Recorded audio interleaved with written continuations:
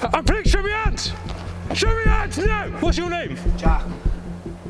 Come out here. Against the wall. Against the wall now.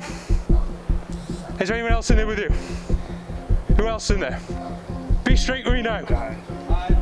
Garen, you there, face the wall now. Walk towards me, nothing in your hands. Slowly. I got my shoes. That wall there, turn around, face the wall, hands on the wall. Right, hands in the small of your back. Which one? Hands in the small of your back now. Both hands.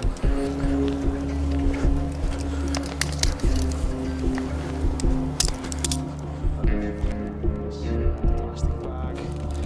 Inside that plastic bag was a number of Ziploc bags which drew my attention with the possibility of drugs.